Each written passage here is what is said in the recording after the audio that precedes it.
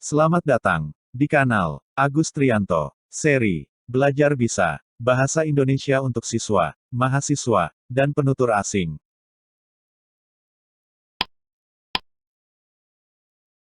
Kanal ini memproduksi informasi. Terima kasih sudah mengklik tanda suka dan tanda subscribe. Jika ada komentar, pertanyaan, dan permintaan informasi, tuliskan setelah klik tanda komen. Informasi dalam kanal ini dapat disebarluaskan dengan mengklik tautan video ini dan share ke media sosial lainnya. Topik kali ini bertajuk Genre, Tipe Teks, dan Lokasi Sosial oleh Dr. Agus Trianto. Materi video ini berupa teks atau ucapan, dapat dirujuk untuk penulisan dengan mengikuti aturan sitasi American Psychological Association, seperti contoh dalam tayangan ini. Genre, tipe teks, dan lokasi sosial merupakan pendekatan pengajaran bahasa terkini yang digunakan dalam kurikulum 2013. Pendekatan pengajaran bahasa berbasis genre sebetulnya mempertajam makna dari kompetensi berbahasa.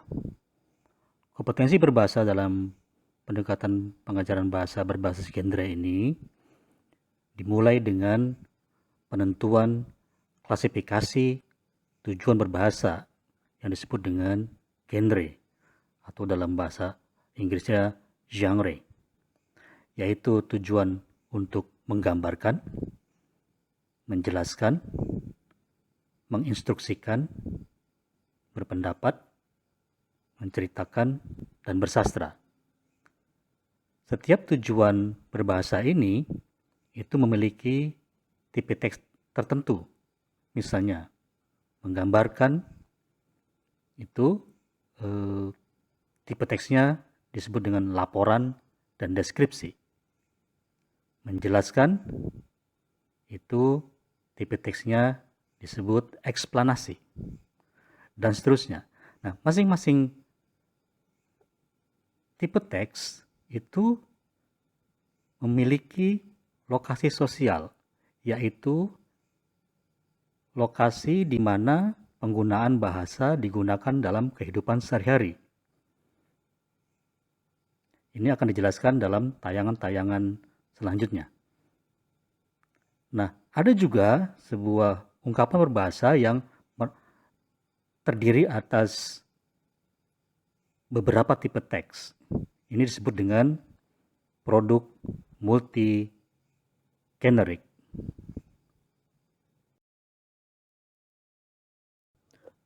Genre, tipe teks, dan lokasi sosial itu digunakan untuk mempertajam kemampuan berbahasa atau kompetensi berbahasa yang sudah dikenal dengan mendengarkan, membaca, memirsa, menulis, dan berbicara.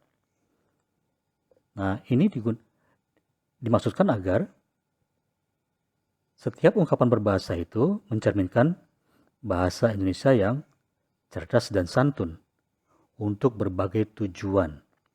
Apakah itu untuk belajar, bekerja, atau bermasyarakat. Satu hal juga yang perlu dipahami tentang pengertian teks. Dalam pengajaran berbasis genre, teks itu bukan hanya berbentuk tulis. Teks itu juga mencakup bentuk lisan dan bentuk pirsaan, yaitu tayangan multimodal, tayangan yang menggunakan berbagai cara untuk mengungkapkan sesuatu. Ada tulisan, ada suara, ada gambar, dan ada animasi. Semua ini disebut teks. Tipe teks dalam genre merupakan kerangka berpikir yang disebut dengan struktur yang khas dalam ekspresi berbahasa. Setiap tipe teks itu merupakan bagian dari klasifikasi tujuan berbahasa yang disebut dengan genre. Nah, setiap teks terwujud dalam kegiatan bahasa tertentu yang disebut lokasi sosial, seperti yang sudah diungkapkan pada tayangan sebelumnya. Sekarang kita akan bahas mengenai lokasi sosial, yaitu berdasarkan tipe-tipe teks tertentu. Yang pertama ini misalnya adalah tujuan berbahasanya menggambarkan. Tipe teksnya deskripsi. Nah, ini digunakan dalam kehidupan di masyarakat, itu seperti deskripsi personal, deskripsi tentang diri, tentang orang. Ada juga deskripsi umum yang mendeskripsikan objek, lingkungan, perasaan. Ada juga deskripsi teknis dalam artikel atau buku. Tujuan bahasa menggambarkan selain deskripsi juga terwujud dalam tipe teks laporan. Di mana kita bisa temukan tipe teks ini? Itu kalau kita membaca definisi dari buku-buku ilmiah, buku rujukan, atau kita melihat film dokumenter, membaca buku pegangan, atau laporan ilmiah seperti laporan penelitian, atau skripsi, tesis dan disertasi. Ada juga laporan informasi, dan kita bisa juga temukan jenis teks laporan ini dalam presentasi kelompok. Tujuan berbahasa menjelaskan terwujud dalam tipe teks eksplanasi. Tipe teks ini khususnya kalau kita ingin menjelaskan dalam hal mengapa dan bagaimana sesuatu terjadi. Nah, ini bisa ketemukan dalam artikel, pidato, ceramah, tulisan ilmiah populer, atau surat pribadi, surat dinas yang memang isinya adalah ingin menjelaskan mengapa dan bagaimana. Tujuan berbahasa menginstruksikan, maksudnya memberikan arahan-arahan, itu disebut dengan teks prosedur. Nah, ini kita bisa dijumpai dalam buku panduan atau bagaimana cara merakit sesuatu, atau resep masakan, ada instruksi penggunaan obat, rencana-rencana pembelajaran, atau pelatihan-pelatihan yang sifatnya ini digunakan, bahasa yang digunakan untuk mengarahkan atau mengatur sesuatu. Pembahasan dalam tayangan kali ini merujuk pada sumber buku, yaitu buku Genre in the Classroom karya N.M. Jones, lalu buku Genre, Text, Grammar karya Peter Knapp, dan buku Guru Bahasa Indonesia kelas 9 karya Agus Trianto dan kawan-kawan.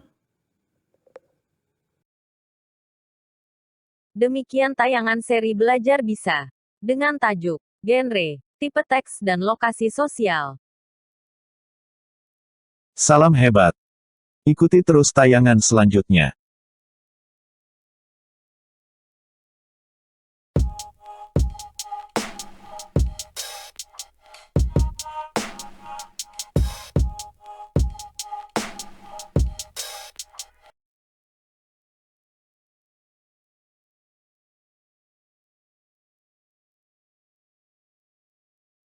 Selamat datang di kanal Agus Trianto, seri Belajar Bisa, Bahasa Indonesia untuk siswa, mahasiswa, dan penutur asing.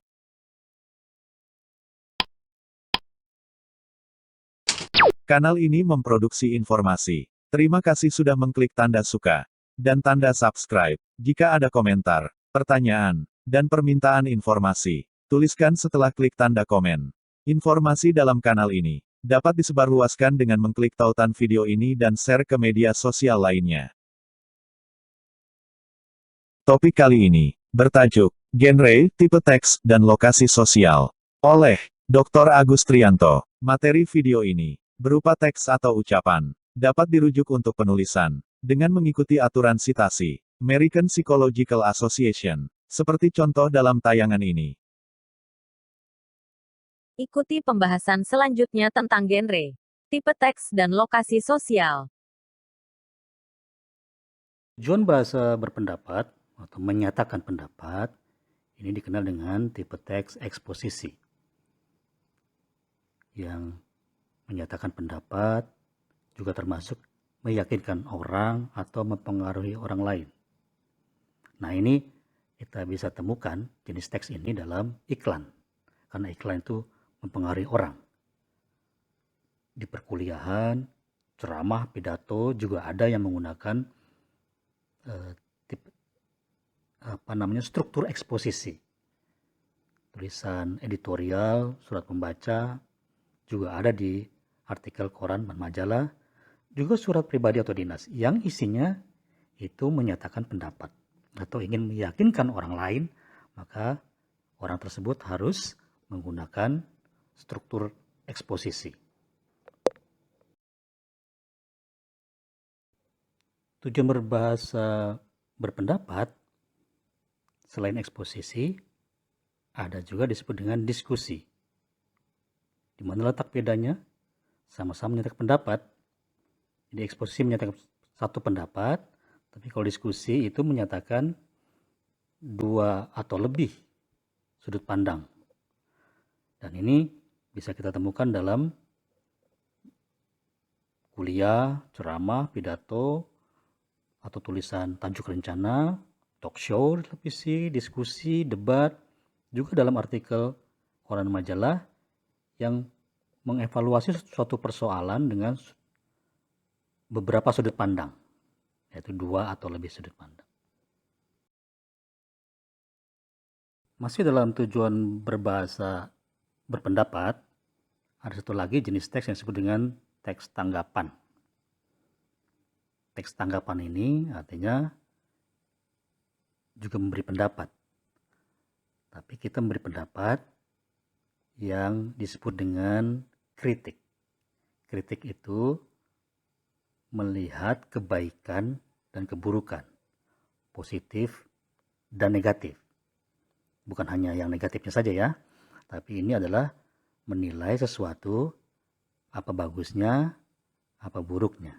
Nah, ini kita bisa temukan di tulisan resensi, ulasan tentang buku, film, musik, kritik sastra, kritik seni, dan di YouTube kita kenal dengan reaksi YouTube. Genre menceritakan atau tujuan berbahasa yang untuk menceritakan, tipe teksnya disebut dengan tipe teks recount. Nah, ini kita temukan dalam kehidupan sehari-hari di jurnal, buku harian, artikel koran, berita dalam bentuk cetak ataupun elektronik, sejarah, surat juga bisa menggunakan tipe teks ini, di blog, atau ada hal-hal yang kita ungkapkan menurut garis waktu. Tujuan berbahasa yang berikutnya disebut dengan tujuan bersastra, yang disebut dengan tipe teks narasi. Nah, banyak yang mengira narasi itu bercerita. Betul, narasi adalah bercerita, tapi cerita di sini khas untuk sastra, yaitu cerita fiksi. Kalau cerita yang recount itu dia datar, mulai secara kronologis dari awal sampai akhir. Tapi cerita narasi selalu berpola, ada konflik dan ada penyelesaian. Jadi strukturnya dia tidak datar. Inilah ciri khas karya fiksi seperti novel, dongeng, cerita rakyat, juga dalam drama. Ada konflik-konflik yang diungkapkan, berbeda dengan cerita orang bercerita tentang hidupnya atau tentang masa kecilnya, itu disebut dengan recount. Kalau yang sastra disebut narasi. Tujuan berbahasa bersastra Ada satu lagi tipe teks yang perlu kita pelajari, yaitu tipe teks puisi. Karena tipe teks ini memiliki bentuk yang khas. Dan ini kita bisa temukan dalam puisi modern, puisi Nusantara, atau puisi rakyat yang kita kenal dengan pantun, syair, dan gurindam.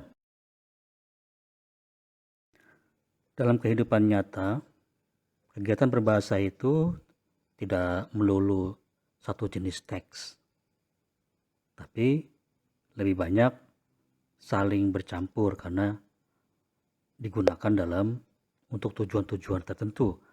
Pada saat kita menulis sesuatu ada ingin menggambarkan, kita memakai deskripsi. Pada saat kita ingin menjelaskan, kita menggunakan eksplanasi. Pada saat kita ingin menyantumkan pendapat, kita menggunakan struktur eksposisi. Nah, hal ini disebut dengan produk multigenerik. Jadi, jika kita menulis artikel yang berisi lebih dari satu teks, satu tipe teks itu lebih dari satu tipe teks, maka itu disebut dengan produk multigenerik. Dan ini kita bisa dapat lihat di karya ilmiah, review, tulisan-tulisan mengenai review, travelog, mengenai catatan perjalanan, komentar, wawancara, surat, berita kisah atau disebut dengan feature, artikel, laman web, dan juga kalau kita sedang menulis novel.